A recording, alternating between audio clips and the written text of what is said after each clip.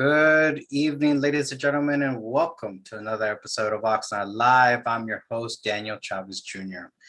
As I mentioned at our last show, the month of August is the opportunity for us to speak to our alumni from the TEDx Oxnard Forum.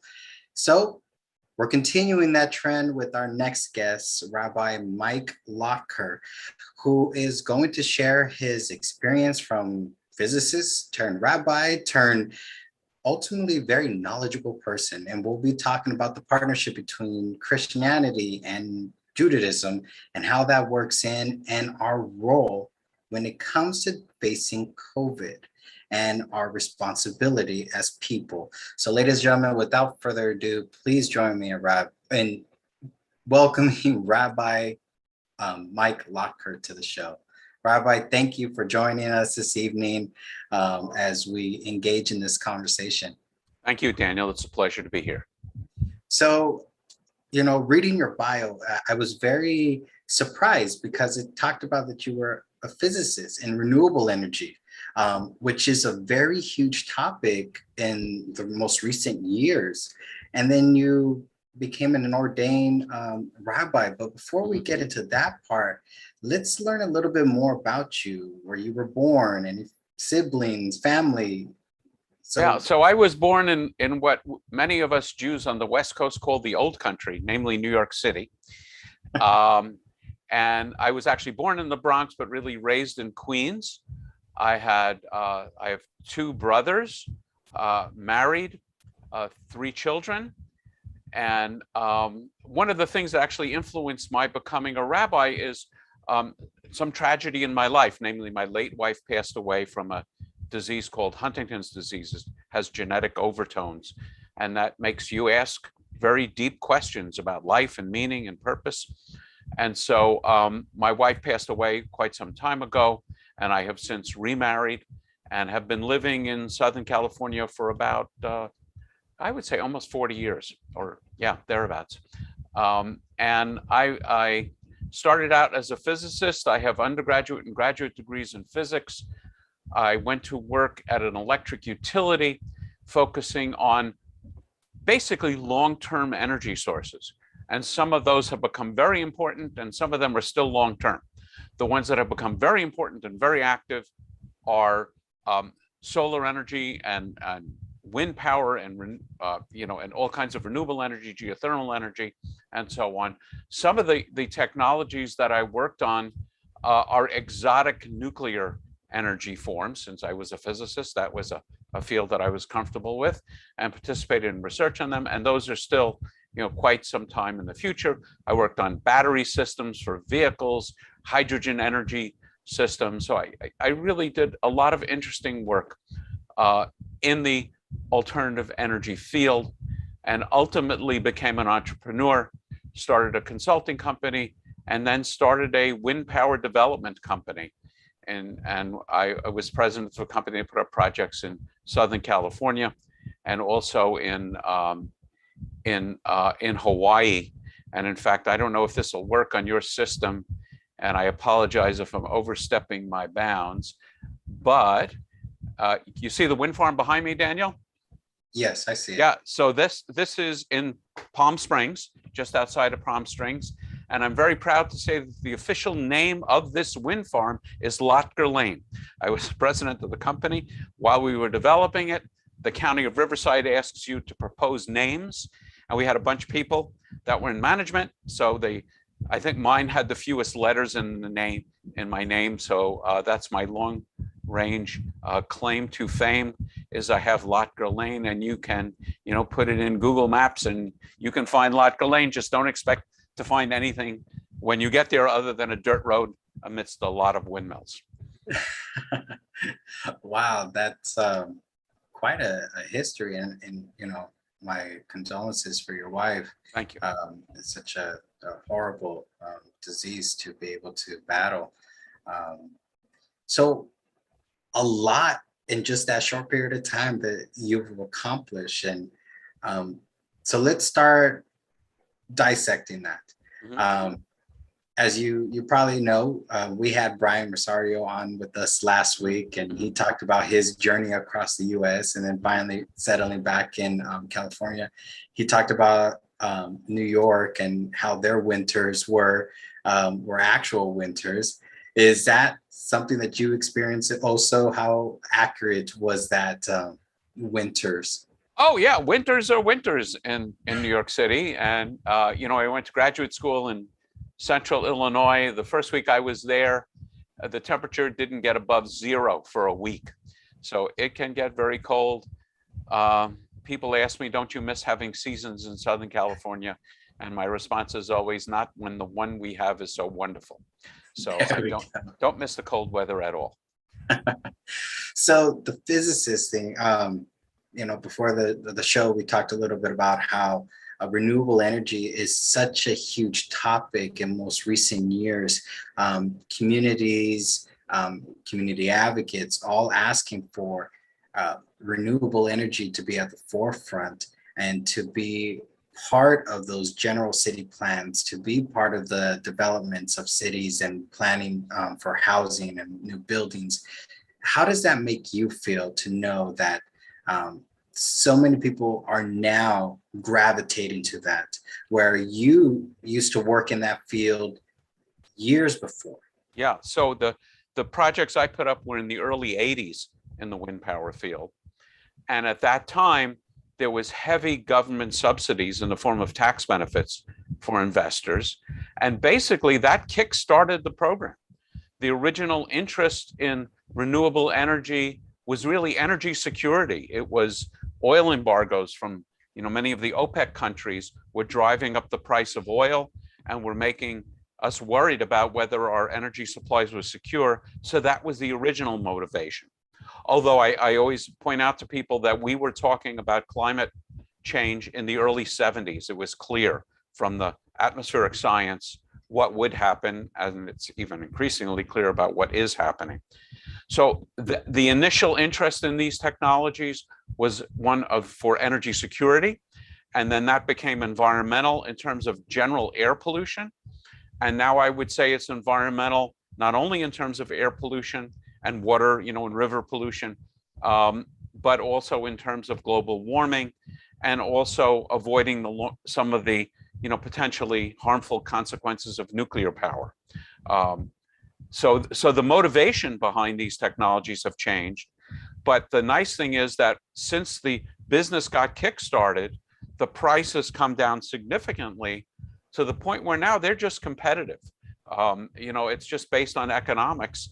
They are the preferred way to go rather than fossil-based systems.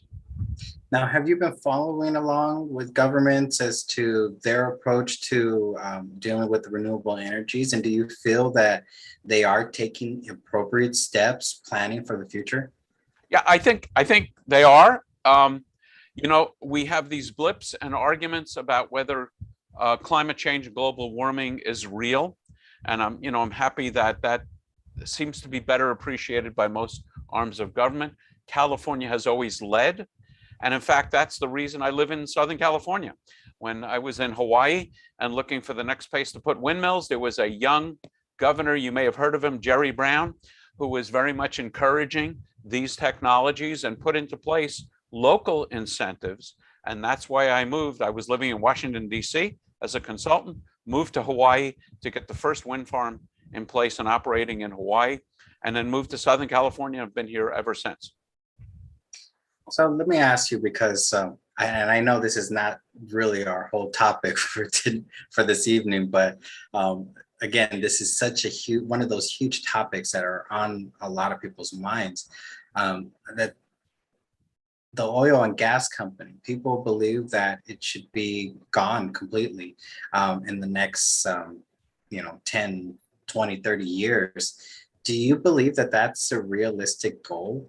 And I think what I've said for decades is ultimately oil and gas will be too valuable as chemical resources to make plastics and other materials rather than just to burn.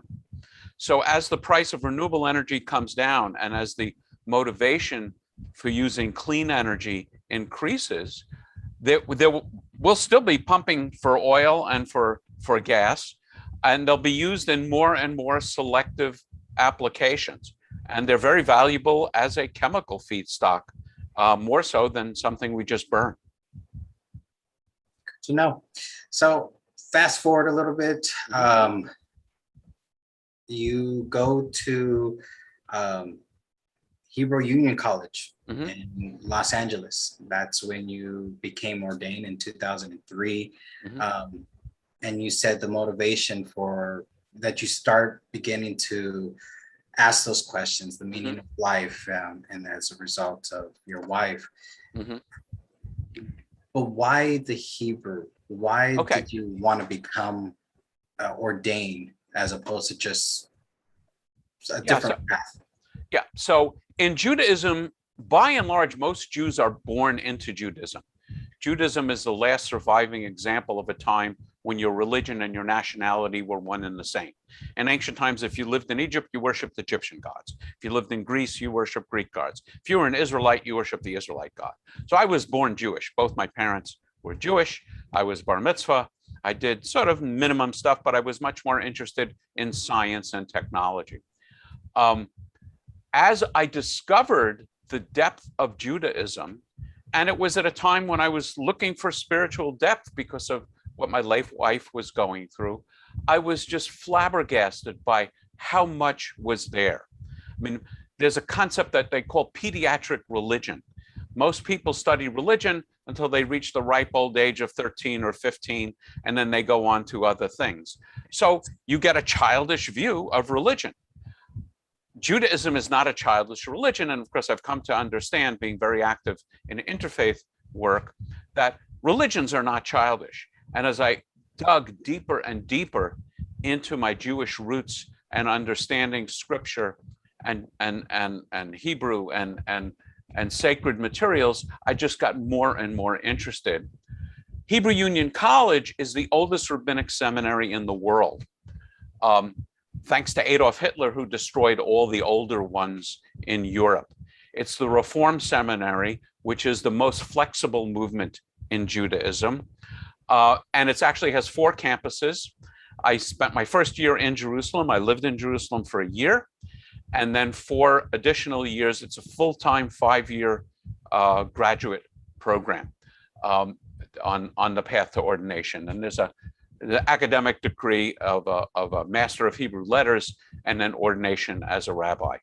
And some of the happiest years of my life just spent immersing myself in these studies and living in Jerusalem.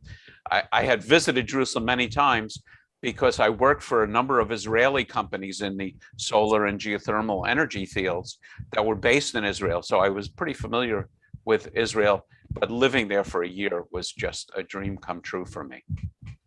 Now, did it feel different as you were going through your studies that last time? Or I know you just mentioned that you worked for companies before, so you visited Israel. Oh, yeah. When you work for a company, you go for a week, and maybe you stay for a few more days to do some tourist things, bring the family over. When you live there, and you go shopping, and you catch the bus, and you get sick, and I needed to get a root canal, and so I got to find a dentist. And of course, for me, the most delightful part of that was just spending hours and hours at the holy sites. I'm now teaching online. I'll mention how people can access some of my teaching, a class called Children of Abraham, because Judaism, Christianity, and Islam all find their roots in Abraham. And so I would love in Jerusalem to sit in the Church of the Holy Sepulchre, which is the execution site and the grave of Jesus. And I would love to go to the Temple Mount and the Dome of the Rock, which is the 3rd holiest place in Islam, and just sit inside the rock. The Dome of the Rock is built on a rock. The rock is sacred in Judaism. In fact, in Jewish mysticism, it's the place where God created the universe, and it's sacred in Islam because the Quran teaches that Muhammad went on his journey to heaven from that rock.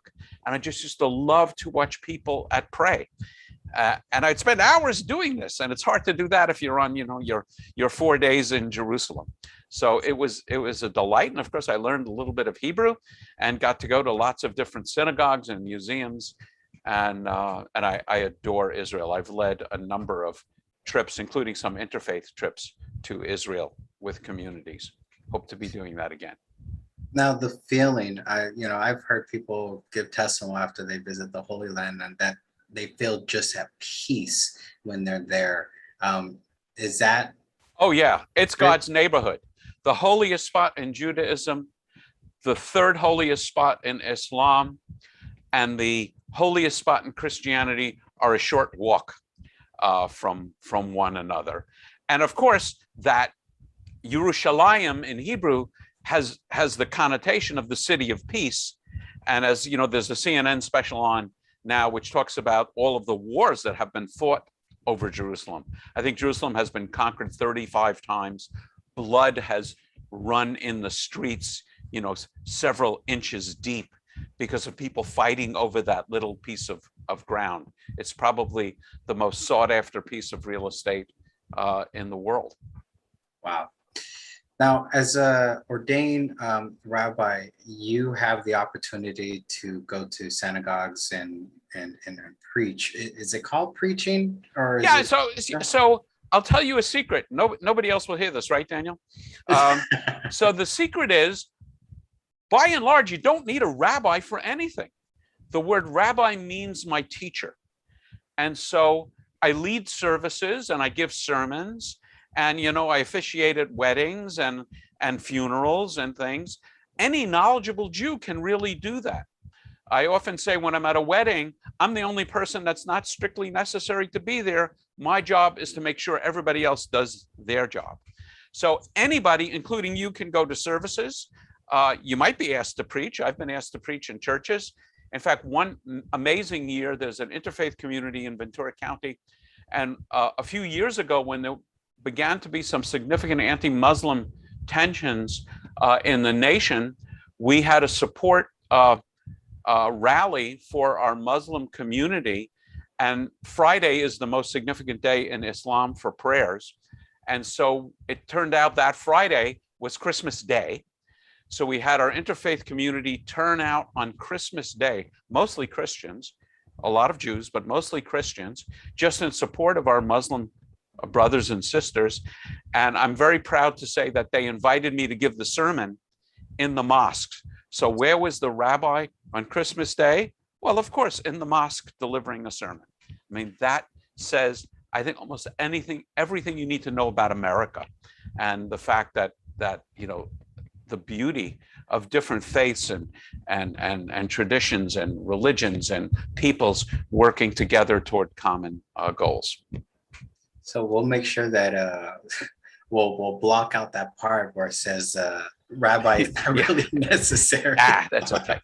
It's okay. No, Secret's out. The secret's out already. But I find that beautiful, that two religions can come together. Three. Three religions can come together. I think that's amazing, an amazing experience as well, to be able to partake in something like that. Absolutely. You're the community rabbi for the Jewish Federation of Ventura County.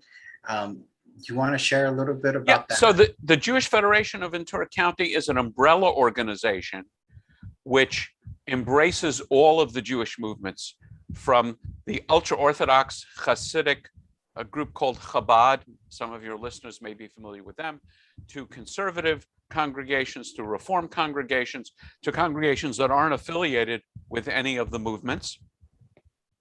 And I'm very lucky, and I'm one of the few rabbis that actually have a job working as a community rabbi. It's a part-time job for the local federation, and most of my work is teaching. And in fact, in the last year, because I am a physicist and a little bit of a technologist, when COVID hit, I was already familiar with Zoom and teaching online. So for the first few weeks, I was conducting a service that most of the congregations sent their people to, and then we've all figured out how to do services online. But I've continued to do teaching. And because of my sponsorship, I don't have to charge people to attend the classes. And, as we close, I'll give your listeners a way of jumping onto my website, and they can watch without charge, any of the classes that I teach. So I'm very happy to do that. I also am a chaplain, volunteer chaplain for the Ventura County Fire Department, and a scholar in residence at another congregation. And it's a great time in my life to be able to work sort of part-time at a lot of things. Now, at one point, and correct, I might be wrong, but at one point you actually spoke or said a prayer in the U.S. Congress. Oh, yes. House of Representatives. Mm-hmm. How was that experience? Now, that was awesome. And awesome is a word I don't use lightly. But I actually, I could probably we could pull up that video again on my website. Yes, at the invitation of our Representative Julia Brownlee, I was asked to give the opening prayer at the House of Representatives with the Speaker of the House right behind me, John Boehner, from the podium where the President delivers the State of the Union address, where guest speakers like the Pope and foreign dignitaries speak. Well, for that one little moment in time, there was I giving a short benediction. I'm not so sure that it lifted the Congress into a higher spiritual plane of cooperation and peace and love, but it certainly was a very powerful moment for me. Wow, I'm speechless. I would just be very starstruck, just being able to stand in the spot, like as you mentioned, the president, you give his State of the Union and all the dignitaries and other individuals that how many people has stood at that podium, rest their hands on that podium. And, yes. Amazing. That's awesome. Now, I want to touch on something because you sort of brought it up a little bit. Actually, two parts, and they intertwine with each other.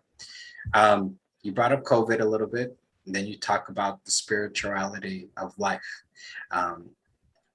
What is the stance when it comes to the Jewish religion, where we're seeing now a lot of back and forth with vaccines, with masks?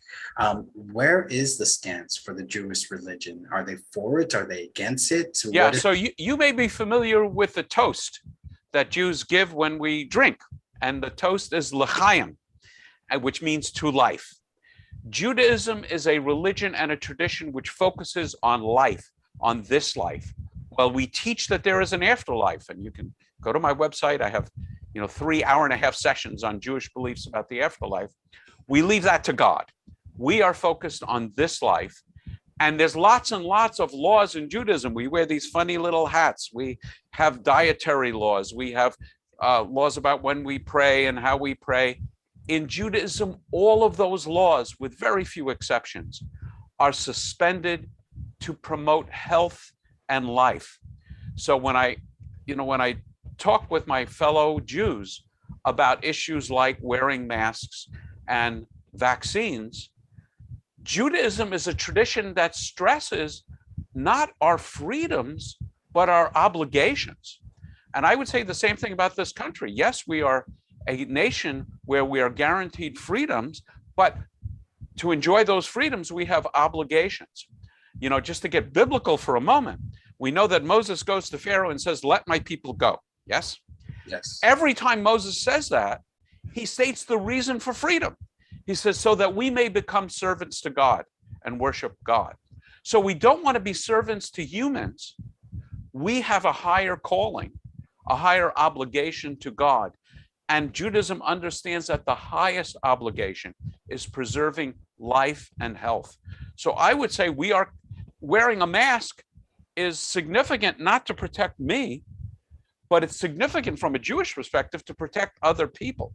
Getting vaccinated, yes, I'm obligated to protect my own health in Jewish law, but it also will suppress, variants of COVID and protect other people. So I would say it is a mitzvah. You may be familiar with the term mitzvah. The Hebrew word mitzvah means commandment. I would say we are commanded to do whatever we can to promote, health and wellness and life. Wow. So what are your thoughts when people are talking about how it's an infringement on their rights? And do you come in contact with other Jews that feel like, no, I'm not doing that. This is Yeah, so, against so I would right. say that there are some that feel like it's an infringement, but so is eating kosher. So is praying 3 times a day. So is, I mentioned the phrase from the Bible, lo tachmod al dam reacha, don't stand idly by the blood of your neighbor. In Western civil law, if you see somebody hurt, you're not obligated to do anything. But in Jewish law, you are obligated to help. So I would say we are Jewishly commanded to do these things. And our rights are balanced, and I would say overbalanced by our obligations. And I think that's true both being an American citizen and being a Jew. I mean, we have the right to have a drink of alcohol, but not if we're driving. We have the right to smoke a cigarette, but not in a restaurant. And, and so on and so on and so on. Wow. Makes perfect sense to me. I think it's important that, that you mentioned that it's not the wearing of the mask is not necessarily for you, but it's for the protection of others, where I agree with that. I am fully vaccinated and that was a personal choice, but it was more for the protection of those around me. And I wear my mask for those around me because I can't stand wearing the thing, but I don't do it for me. I do it for my community. So I guess I am following the ways of not standing by idly and right, exactly, moving forward. Right. So I want to get into the next topic, where the partnership between Christianity and Judaism. A lot of people in religions, they believe that all of them are separate, that there's no connection amongst them, that you have the Christians on one part, you have Catholics on one part, the Jewish, the Jehovah's Witnesses, the Muslims, all of them are all different religions. They all worship a different God. They all have different values. But you, in your talk, you actually talk about that there are very close similarities. So if you wish, you can go ahead and share your screen and let's get into that. Yeah, and in fact, I'm jumping right to the end of the last few slides on one of my PowerPoints, because it directly addresses what you're asking about. Can you see the slide, The Blind and the Elephant? Yes. So you may be familiar with this legend about blind people examining an elephant. It actually comes out of Hindu and other Far Eastern religious traditions. So imagine either blind or blindfolded people are examining an elephant. And the one standing by the tusk says, I understand the nature of an elephant. It's like a spear. The one standing by the trunk says, an elephant is like a giant snake. This lady by the leg says, you're crazy. An elephant is like a tree. A tree? Elephant's like a rope, says the guy who's holding the tail. The one up against the body of the elephant says, an elephant is like a wall. And the one examining the elephant's ear says it's like a fan. So which one of these people are speaking the truth, would you say, sir? I can't say any of them are right. They're all speaking they are all speaking the truth as they perceive it, right? But they're absolutely inconsistent. And so what should they do? Option number one, maybe they should have a war to decide who has the truest truth. Or option number two, maybe they ought to compare notes. So one of the things that I like to think about is perhaps we are like blind people examining the elephant as our religious traditions examine the nature of God. And so perhaps we each only understand a portion of God's totality. There's a Jewish tradition that in order to completely understand God, I would have to be God, or God wouldn't be much of a God. And I would say neither of those is true. So the thing I love about interfaith dialogue is the idea of comparing notes. I really want to understand Christian perceptions of God, Muslim perceptions of God, Hindu perceptions of God, Native American perceptions of God. And I get insights. I also like to point out that the elephant sounds and everybody hears the same thing. So here's a little chart about the golden rule with maybe a dozen or so statements of the golden rule in different traditions. In Judaism, it's stated in the negative: don't do to someone else what you don't want done to you. That was stated by Hillel. People believe that one of Hillel's students was a young man named Jesus, who stated it in the positive, saying, do unto others as you would have them do unto you. My definition of a kosher religion, of a fit or appropriate religion, is any religion that espouses this idea of the golden rule, that we should do unto others as we have them do unto you. I'll stop sharing for a moment. And the idea there is, it's pretty clear. We just want to understand other religions because God is greater than anything we could hope to encompass. And the thing I like about Judaism is that it doesn't teach that other people need to become Jewish. You will never have anyone knock on your door with the good news about Moses. Judaism is a religion for Jews, and people do convert into Judaism, but most people are just born into Judaism. My rabbinic thesis, we write a rabbinic thesis at HUC, which is like a doctoral thesis. And my rabbinic thesis was to study the history of Jewish-Christian interaction over the last 2,000 years and to try and work on a theology of partnership. We talk a lot about tolerance in our time. And I think tolerance is too low a standard. I might tolerate my next door neighbor who plays a lot of loud music. I can't stand it, but I'll tolerate him for the sake of peace. Someone, who drives too fast on the street, well, I'll tolerate it. Somebody with bad manners, I'll tolerate that person. I think religions need to do more than tolerate. Religions need to develop a theology as to why is it God created so many different religions? How do I make sense Jewishly, understanding that there's about 0.2% of the world is Jewish. It's not very many people. So why is it that God created a world with so many different religions? That's a theology that really interests me. Ladies and gentlemen, if you're joining us, we're speaking with Rabbi Mike Lotker, and we're in the discussion and talking about the partnership between Judaism and Christianity. And we were just talking about the different religions and the Golden Rule and how each one, at one point or another, actually intertwine with each other. And one of the things that was just mentioned was do one unto others as you want one to yourself, which is a rule that we've all heard in one phrase or another. And the other key element of that is that human life is sacred. Yes, of course. I'm very curious, and I'm going to ask a question about this because I'm Catholic. I was born Catholic, and if anybody knows Catholics and Christians, the similarities, and they're all ultimately one and the same. But for whatever reason, they feel that all Catholics are Christian. Not all Christians are Catholic.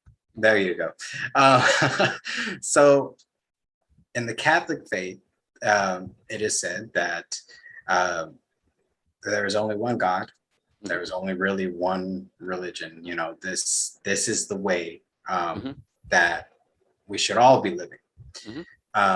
If you read the Bible, and of course, we all know that the translations are coming, it's man-made translations, and it's not, every word is not correct. It's been rephrased. But it says that God, or the people refer to him as Jehovah, did not create all of these religions, that he gave one set of rules and one Where does it say that? I'm not familiar with that. Maybe in the New Testament. It might have been the New Testament. Yeah, so the New Testament isn't sacred to Jews. So do you hold the Quran, the Muslim holy book, as sacred? Do you hold the Book of Mormon as sacred? Not for me. No, not for you. So you hold the New Testament along with the Hebrew Bible as sacred, as interpreted by the Church Fathers and the New Testament. You're correct. There's a lot of interpretation going on. You know what? I'm gonna pop up my screen again with your permission, Yes, please go ahead. Just give you an example of this. So one of the interesting things is that around 2,000 years ago, actually more than 2,000 years ago, about 200 years before the time of Jesus, the Hebrew Bible is translated into Greek. Why? Because a lot of Jews were speaking Greek. So they wanted a Bible they could understand. So they're translating this Bible into Greek, and we come to the word Torah. In Hebrew, the word Torah means instruction, as you see from that slide. And this is actually from my TEDx Oxnard talk. It comes from a root which means to aim an arrow at a mark. And it's understood to be meant broadly. It's instruction. I'm now giving you my Torah about these issues. And it can mean the first 5 books of the Bible, a scroll that's kept in a synagogue, or all of Jewish teaching and all of Jewish learning. When the Hebrew Bible is translated into Greek by Jews, this is not a Christian translation. Although the Christians, early Christians, read the Bible in Greek, and they were heavily influenced by Greek thought. When they came to the word Torah, they had to come up with a Greek word. And that Greek word was nomos. And nomos is a word meaning law, but not in a very broad sense, like Torah, but in a very narrow sense, like the IRS code or the California traffic code. So the early Christians reading their Bible in Greek, when they came up with this idea, reading, it was a translation, it wasn't a mistranslation, but every translation is an interpretation. They got a sense that we have to obey all of these laws, and Jews count 613 commandments just in the first 5 books of the Bible. And if we can't obey all of these laws, we are sunk. So Christians developed this idea that we're sunk and we need another path to salvation and redemption. I can't remember what I have. Yeah, here. And that path is Jesus. That's a problem when you translate the Bible into Greek.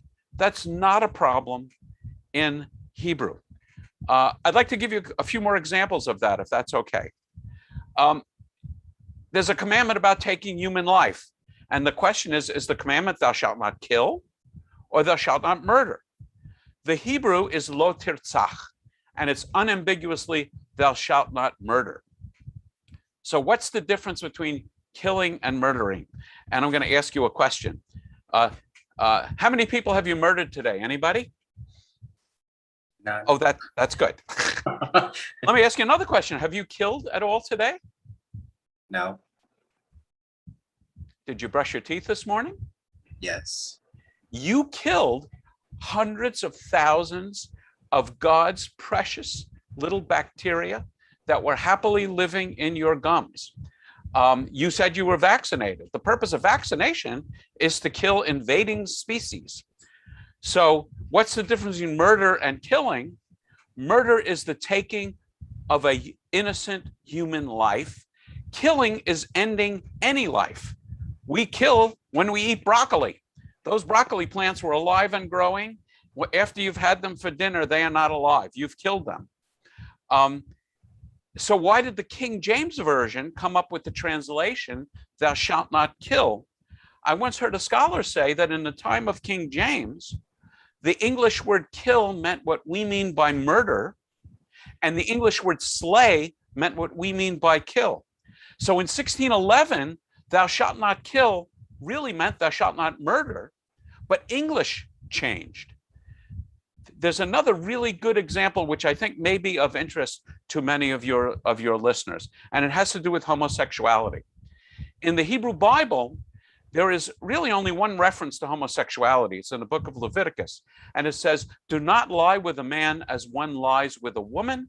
It is, and the usual English translation is abomination. The Hebrew is toevah. So the question is, what does the Hebrew word toevah mean? And the way we figure this out is we look at all the other things in the Bible that are called toevah. So I'm going to give you some examples. The kosher laws, it says you shall not eat anything that is toevah. So what is that? Lobster. This pizza is triply not kosher because it has pepperoni, which is a forbidden pork product. It has calamari, which is a forbidden fish product, and it mixes milk with meat, all toevah. you actually have a prohibition against marrying your ex-wife. Now, these people are not remarrying their own ex-spouses, but I thought it was a nice picture, and there I am conducting a wedding. Toevah is used to forbid women wearing men's clothing. So these are all examples of something toevah. So all of these are toevah: women wearing men's clothing, lobster, pepperoni pizza, and a loving relationship between the same gender. They are prohibited, but they are really ritual violations, much more so than ethical violations. And so that's how my movement in Judaism understands it. And, you know, my movement in Judaism isn't so insistent on ritual observance. If you want to eat pork, it's okay. If you want to mix milk and meat, if you want to be a woman and do something as outrageous as wear a pair of pants, that's okay. And a loving, committed, monogamous relationship between people of the same gender is also permissible. I'll give you one more Hebrew thing, and then I'll try and keep control of myself. The word Messiah, very important word for Christianity. By the way, and I'll talk about this, I wrote a book for a Catholic publisher called A Christian's Guide to Judaism, published by the Paulist Press. I probably speak to more Catholics than Jews because of this book. The English word Messiah is a translation of the Hebrew word Mashiach. Mashiach means anointed. Every king of Israel wasn't made king by putting a crown on his head, was made king by putting holy oil on his head. When the Hebrew Bible is translated into Greek, as I mentioned before, we needed to come up with a Greek word where they came up with this word Mashiach. And the Greek word they selected was Christos, which gives rise to the English word Christ, which is why I don't refer to Jesus as Christ, because I would be describing him as the Messiah. For Jews, the Messiah is a political, civil leader, perhaps a military leader like King David, but not connected with being God or redemption of sin. Christians took the Jewish concept of Messiah and greatly amplified its importance. Let's see. So again, I'll Daniel, with your permission, I'll just kind of close by mentioning how people can get more information. Yes, of course. So I have a website which is called Lotker.com. It's just my last name, Lotker.com. You mentioned you can see my video of addressing the House of Representatives there, but I have a little selection called classes, and I probably have 15 or so different series of classes. I am now in the process, as you can see by the dates, of teaching a class comparing Judaism, Christianity, and Islam. And I've taught 2 sessions, and they are both online now. And I'm going to have another session next Wednesday, and another session which will be a video tour of Jerusalem on August 25th. And if people are interested in getting more information, they can go to my website, they can send me an email, and on my website, they can order a copy of my book if there is interest. And that's the end of the commercial. So thank you for allowing me to do that. No, of course, and I appreciate that. And you know, there is a lot of perceptions from different religions on homosexuality, a man and a man, a woman and a woman. Mm-hmm. You know, a lot of it believes that it shouldn't happen, that it is against every religion. But as in recent years, we've heard the Pope talk about it's okay, you know? Yeah, so, and again, I would say Christians eat pork. In your Bible and mine, eating pork is prohibited. It is called toevah. For reasons, I mean, we can get into, I study these things. In Christianity, it's okay. In Reform Judaism, which focuses on the ethical, how do I treat other people, animals, and the environment, not so much focused on, do I wear this funny little hat all the time? Do I avoid pork? Pork is considered a ritual violation. Homosexuality falls into that group. It's as bad as eating pork.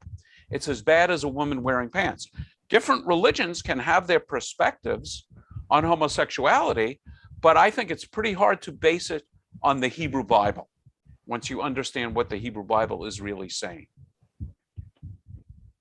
Again, thank you, Rabbi, for joining us this evening, which is a different topic for our viewers.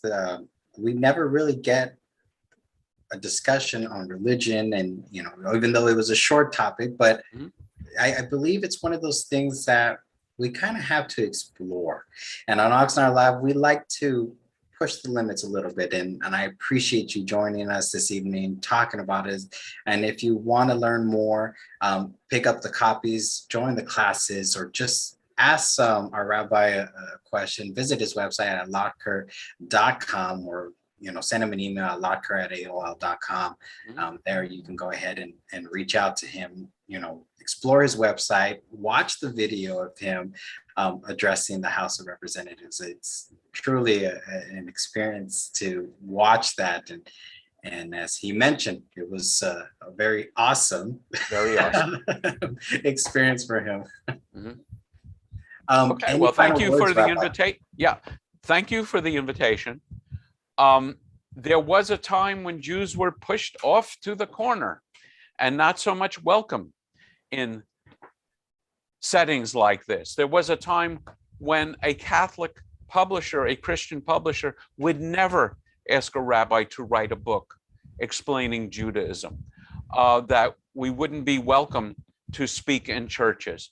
And now we're living in a time where I speak in mosques, I speak in churches. The trouble is getting me to shut up, as you may have noticed. And so I'm particularly honored to be invited, into your world and to share some thoughts.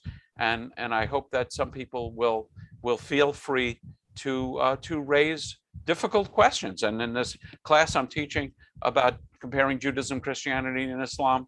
People are asking difficult questions. And it's nice to have a trusting setting where I'm not going to be offended by any question. And my goal is to patiently explain why different people, certainly Jews, hold different perspectives. Rabbi, I just have one quick last question. Is religion ever growing and evolving as the times progress? Or should it be reviewed as black and white? There is no evolving. I would say the biggest misconception about religion is that it's static. The religion of the Hebrew Bible had only one way to worship God. You sacrificed animals at the temple in Jerusalem. You heard of people getting together to pray in churches and mosques and synagogues? That's not in the Hebrew Bible. There's not a single mention of people getting together to pray in the Hebrew Bible. There is no mention of conversion. There is no mention of resurrection. There is no mention of many things. Judaism continues to evolve. Christianity evolved from the time of Jesus through the different councils at Nicaea and other developments in different churches and splitting of churches, because Christianity is so focused on proper beliefs. Every time you have a belief that goes off a little bit in another direction, you got to have another church. There are 42,000 Christian movements because they differ on belief principles. Religion is always, always, always evolving to meet the times. And it's a gross misconception to think that the Judaism that I practice is the same as the Judaism Jesus practiced, is the same as the Judaism that Moses practiced, is the same as the Judaism, that my great-grandfather practiced. It continues to evolve. It's a great question, very important one. Thank you again, Rabbi. Ladies and gentlemen, Rabbi Mike Lotker. Learn more by visiting his website at lotker.com or sending him an email at lotker@aol.com. Be sure to join us next week as we continue our tour. We're speaking with our alumni from our TEDx Oxnard presentation at the beginning of the year. Melinda Wells will be joining us, who is a well-established entrepreneur, a very passionate speaker. So I'm very excited for that conversation next week, right here on Oxnard Live. And remember, all live and 100% real. Have a great